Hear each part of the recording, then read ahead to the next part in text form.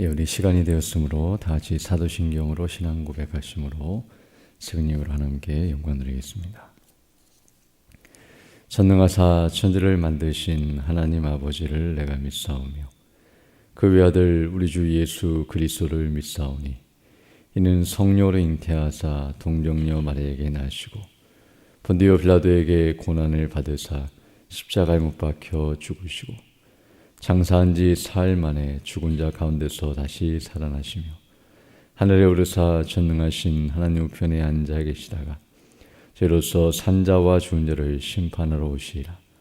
성령을 믿사오며 거룩한 공회와 성도와 서로 교통하는 것과 죄를 사하여 주시는 것과 몸이 다시 사는 것과 영원히 사는 것을 믿사옵나이다. 아멘. 찬송가 39장, 새 찬송가도 39장 함께 찬양하겠습니다.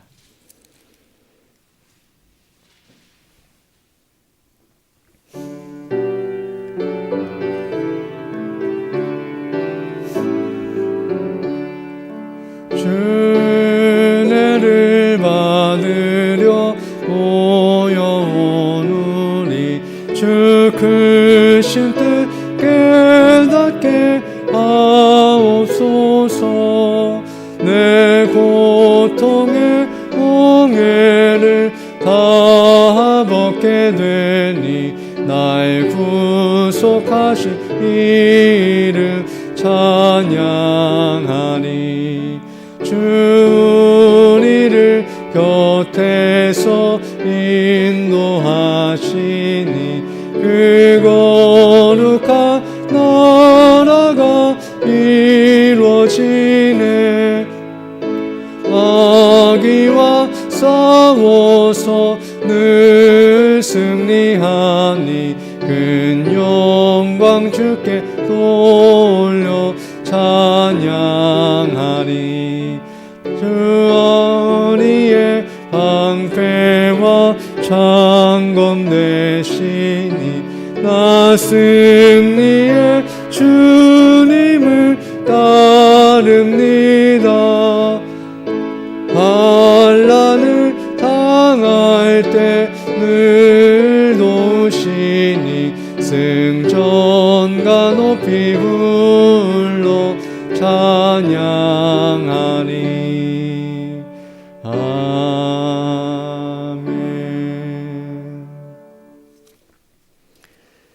하나님 말씀은 욥기 13장 1절로 12절 말씀입니다.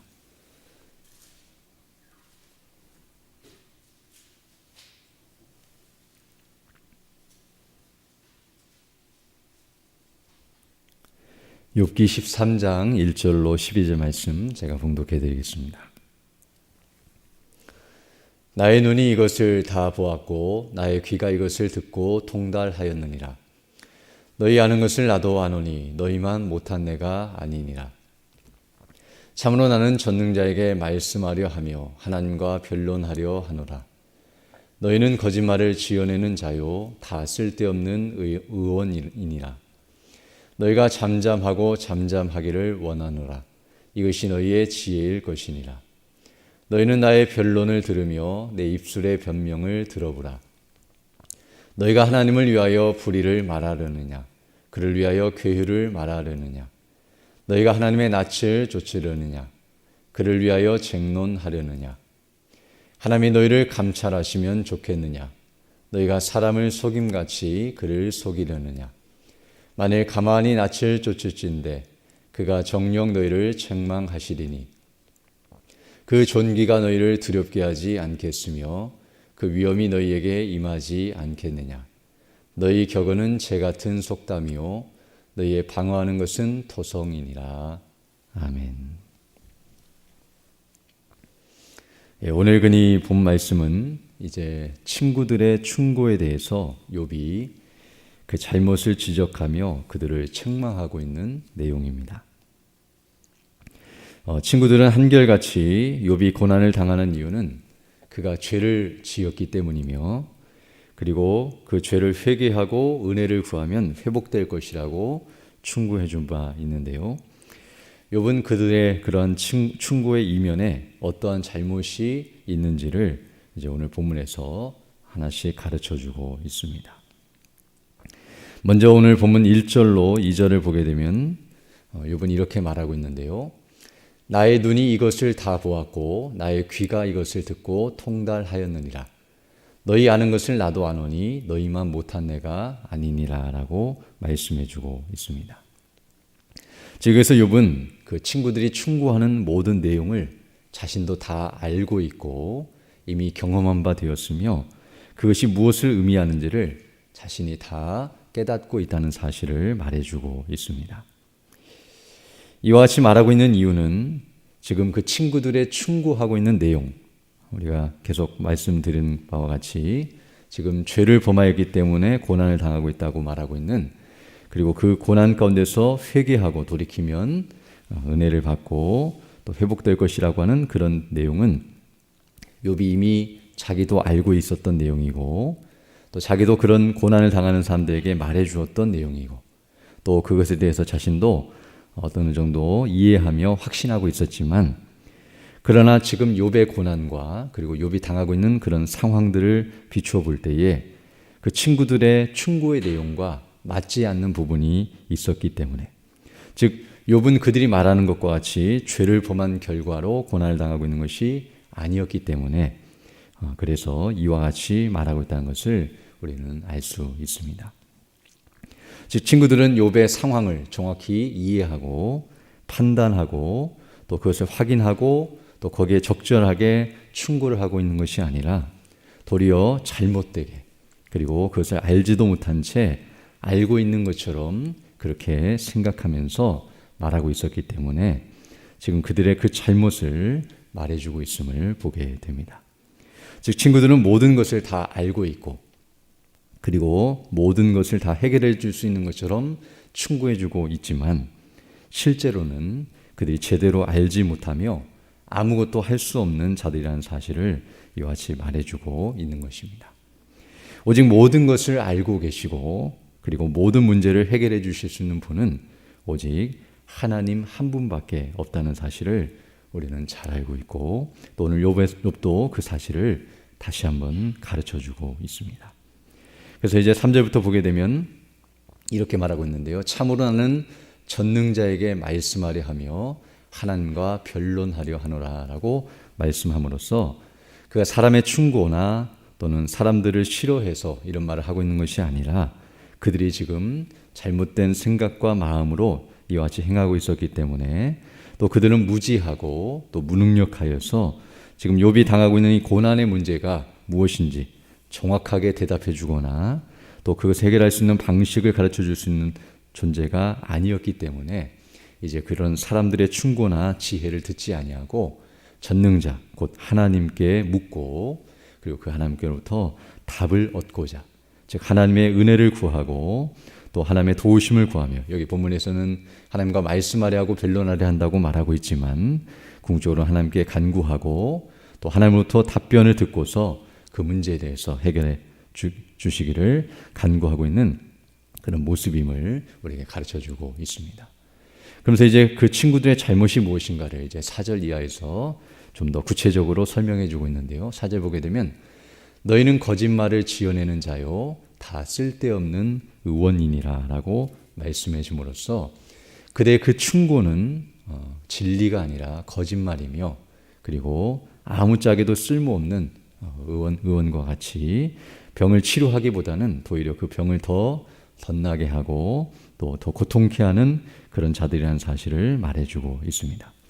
즉 제대로 알지 못하면서도 아는 척하는 그런 교만하고 어리석고 악한 모습을 그들이 하고 있다는 사실을 가리키면서 오히려 잘 모른다면 잠잠히 있거나 또는 귀를 기울여서 그 내용이 무엇인가를 잘 확인하는 것이 지혜라는 사실을 가르쳐주고 있습니다.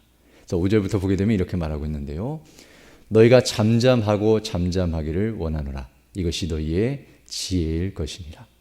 잠언서를 보게 되면 어리석은 자도 잠잠하면 지혜로운 자처럼 여겨진 것 같이 그들이 이 문제를 제대로 판단하거나 이해할 수 있는 능력이 없다고 한다면 그저 가만히 있는 것이 그들의 지혜일 것이다 라고 가르쳐주면서 도리어 6절을 보게 되면 너희는 나의 변론을 들으며 내 입술의 변명을 들어보라 라고 말씀함으로써 자신이 주장하고 말하고 있는 이런 모든 변론과 답변과 내용들을 무시하거나 업신여기지 말고 도리어 그것을 잘 듣고 귀를 기울이며 지금 자신이 당하고 있는 이 고난이 무엇을 의미하는지를 함께 고민하고 또 함께 이해하면서 헤쳐나가는 방법을 가르쳐줘야 한다고 그들에게 다시 충고해주며 책망하고 있는 모습임을 알 수 있습니다.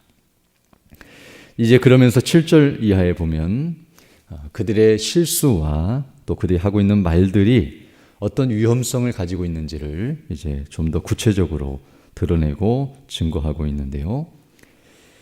즉 그들이 지금 말하고 있는 이 모든 내용들, 충고의 내용을 보게 되면 그 충고 자체는 잘못된 것이 아니지만 그러나 그 충고의 내용만 가지고 욥을 대하고 또 욥에게 그것을 계속 말해주는다면 그것은 어떤 위험성을 내포하고 있는지 또 그들의 그런 행동이 왜 잘못되어 있는지를 이제 설명해주고 있습니다.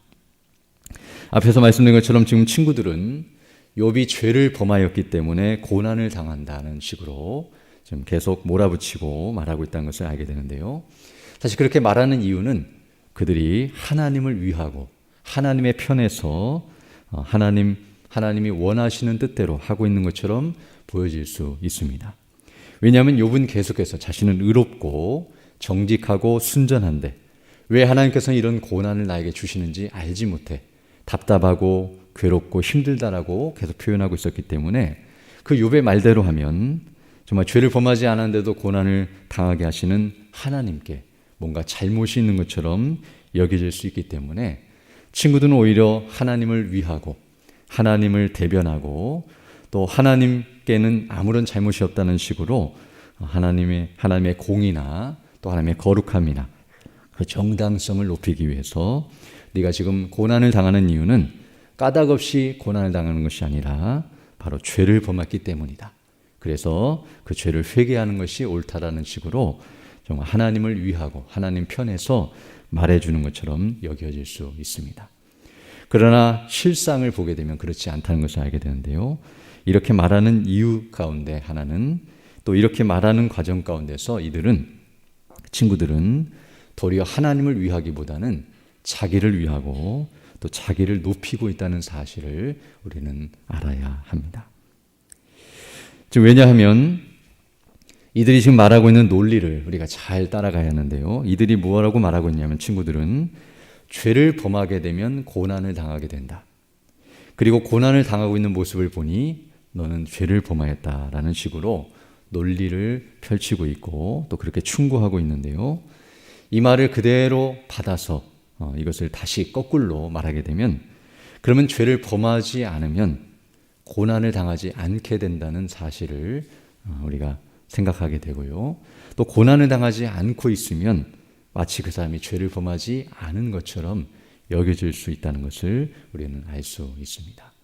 즉 그들이 말하는 논리대로 그리고 그거 하나만을 가지고 욥의 고난을 판단하고 평가하게 되면 이와 같이 말할 수밖에 없는데요.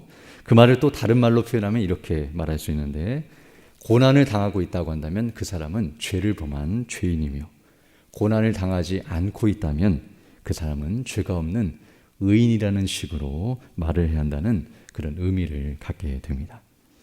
그래서 만약에 그런 식으로 친구들이 하는 충고와 그 내용들 그대로 모든 것을 판단하고 적용하게 되면 어떤 위험성이 있냐면 의인이라 할지라도 고난을 당하게 되면 그 사람은 죄인이라고 말해야 하며 아무리 악인이고 죄를 범한 사람이라 할지라도 어떤 고난도 당하지 않고 평안한 상태에 있으면 그 사람은 의인이라고 말해야 하는 그런 잘못을 범할 수 있는 그런 위험성이 있다는 것을 알 수 있습니다.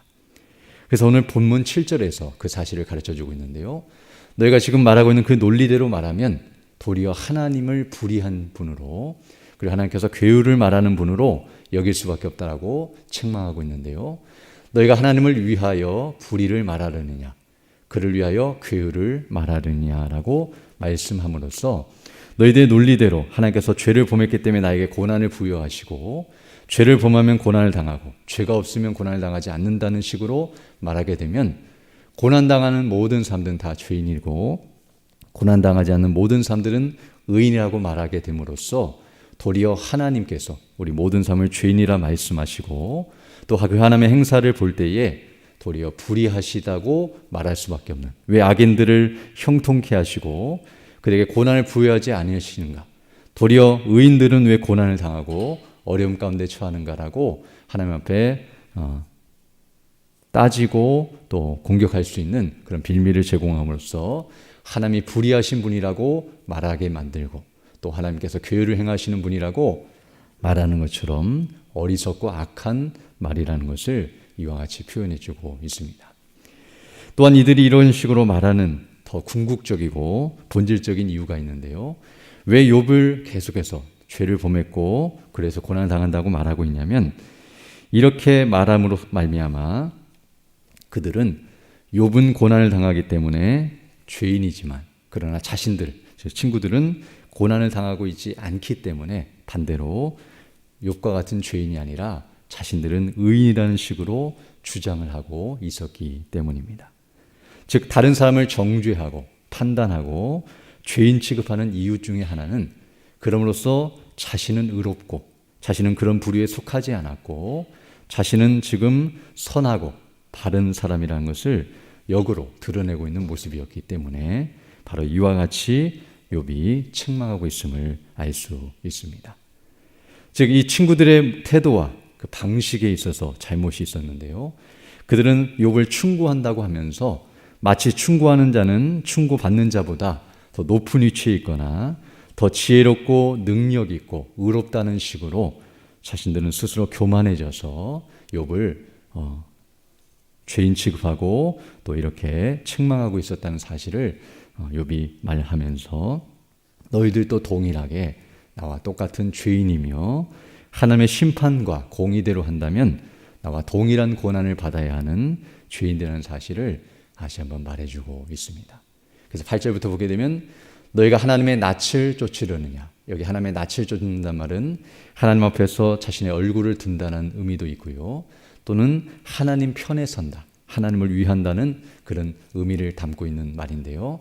너희가 하나님을 위하고 하나님 편에 서서 나를 책망하려느냐, 그리고 그를 위하여 쟁론하려느냐, 즉 그를 대변하고 그의 입장에서 나를 책망하려고 하느냐. 그러나 9절 보게 되면 하나님이 너희를 감찰하시면 좋겠느냐, 너희가 사람을 속임같이 그를 속이려느냐.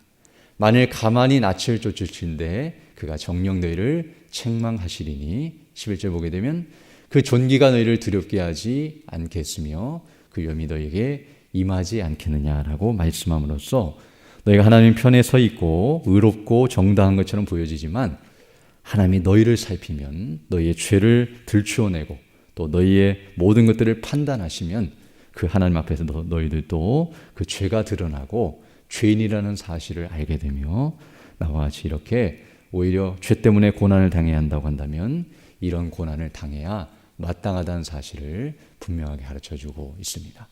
그래서 이제 12절 보게 되면 너희 격언은, 그런 충고나 그런 이야기들은 재 같은 속담이요, 즉 아무 쓸모없는 속담이요, 너희의 방어하는 것은 토성, 여긴 진흙과 같은 것을 말하는데요, 곧 무너질 것과 같이 그렇게 자기를 방어하고 또 남을 정죄하고 있는 너희들의 그 모든 말들은 아무짝에도 쓸모없는 말이라는 것을 분명하게 가르쳐주고 있습니다.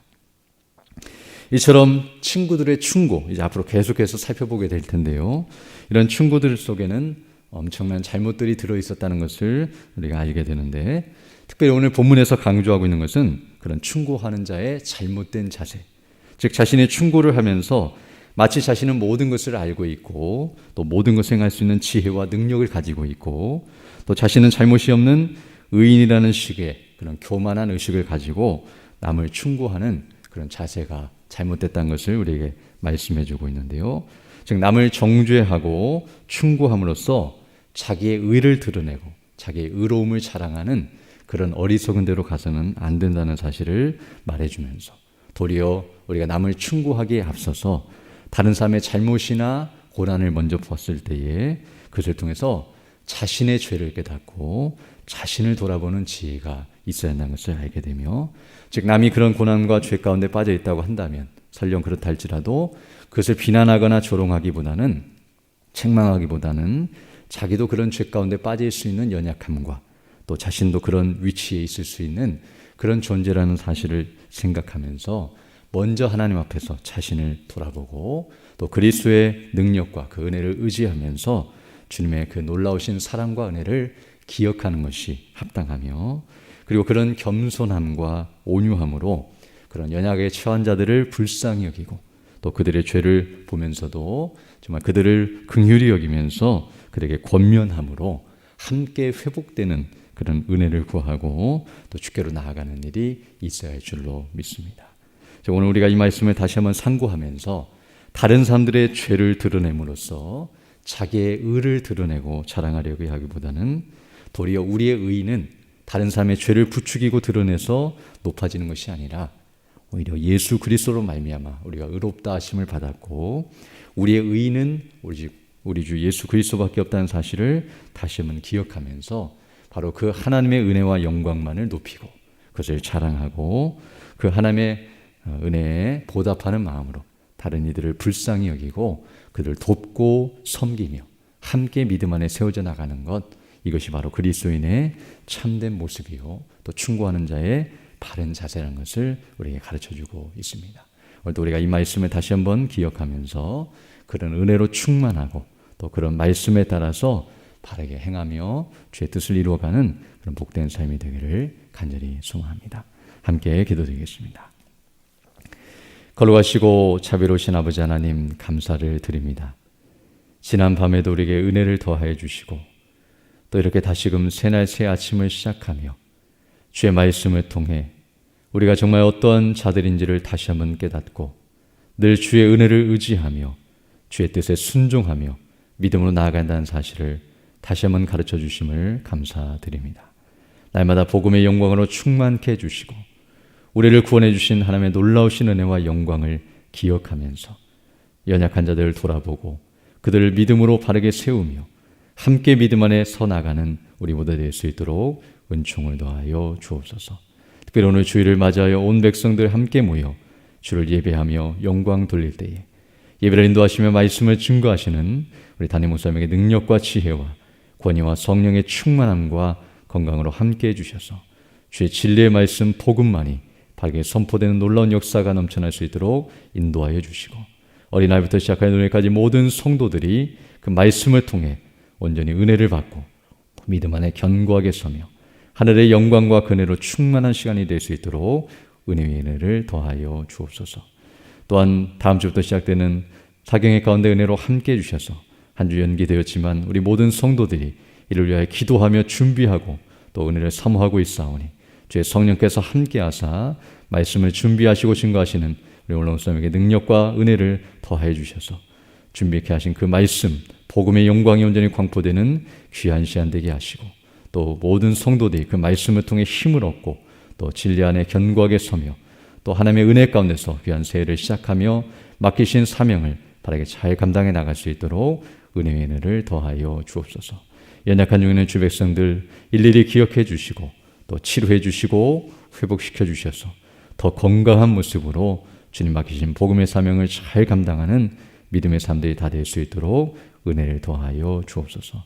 이 시간 기도할 때도 주의 성령께서 함께하사 주의 뜻을 간구하게 하시고 또 오늘 하루도 주와 동행하는 복된 한 날이 될 수 있도록 은총을 더하여 주옵소서. 감사드리며 예수님 이름으로 기도드립니다. 아멘. 하늘에 계신 우리 아버지여, 이름이 거룩히 여김을 받으시오며 나라에 임하오시며 뜻이 하늘에서 이룬 것 같이 땅에서도 이루어지이다. 오늘날 우리에게는 양식을 주옵시고 우리가 우리에게 죄 지은 자를 사하여 준 것 같이 우리 죄를 사하여 주옵시고 우리를 시험에 들게 하지 마옵시고 다만 악에서 구하옵소서. 대개 나라와 권세와 영광이 아버지께 영원히 있사옵나이다. 아멘. 예배를 마쳤습니다. 기도하시고 들어가시기 바랍니다.